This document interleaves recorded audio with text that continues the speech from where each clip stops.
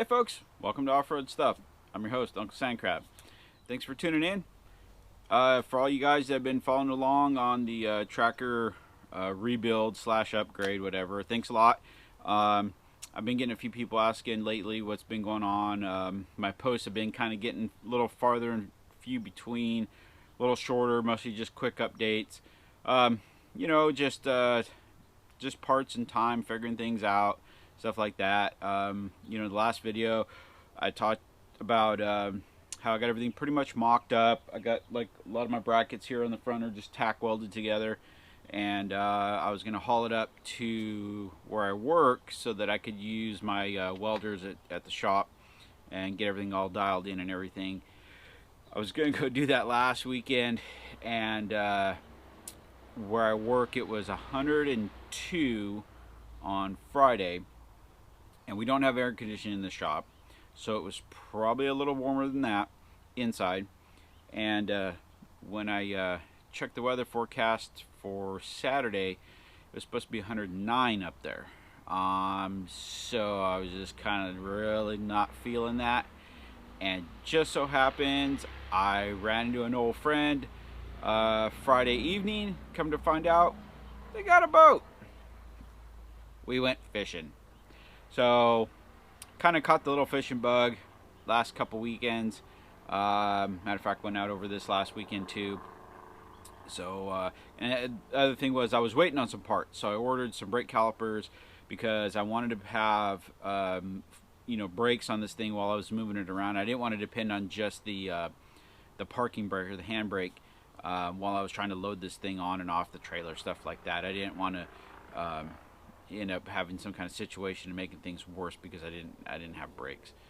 So yeah, it was just kind of a little combination of things. I think it was really good for me. Just kind of stepped away from this project for a second, kind of cleared my head, had a good time, did some fishing. You know, like I said, though, the weather was pretty warm around here, so it was really nice to get out to the lake and just chill out for a little bit. But don't worry, the parts came in on time. So that's my focus for this coming week, is to get the brake calipers on and get it so that it'll at least stop with the regular brake pedal, and I don't have to worry about the you know, relying solely on the parking brake.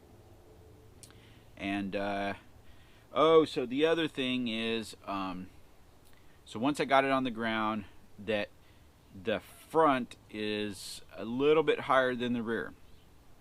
Now that it's all sitting on its own leaf springs and tires and all that good stuff.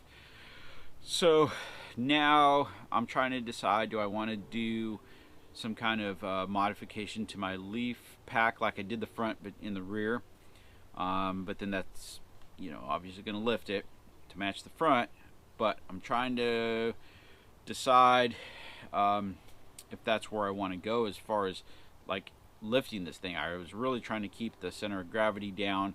I really was trying to like tuck the tires on this thing for this conversion, but just with a lot of clearance issues is kind of where I'm at, without going to the 3-link. The 4-link combination would have been optimal, but due to the cost of Heim joints and DOM tubing and just all that kind of stuff, it just didn't really seem feasible at the time. Possibly down the road, you know, because I wanted to do this conversion anyways, but my idea was just to start saving up parts here and there, and then when I kind of had everything, just do the swap out. But as you guys saw in the video, that it just happened, and I was kind of stuck in a situation of either fixing it or replacing it. So I decided to fix it. So that being said, like I said in the other videos, going with the leaf spring conversion was going to be the easiest for me and the most economical. I had a few guys that stepped up, helped me out with some parts that they had extra laying around, so it made that choice a lot easier.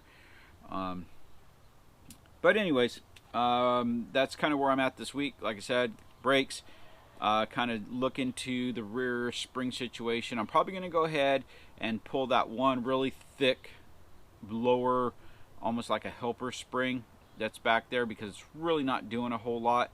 It's acting more just like a spacer, like a small lift block. It's roughly an inch thick, so I could put 2 thinner springs with arch that'll give it some more lift and probably better ride quality, because the thinner springs will flex easier. But anyways, that's kind of where we're at, and I just want to say thanks a lot for following along, guys.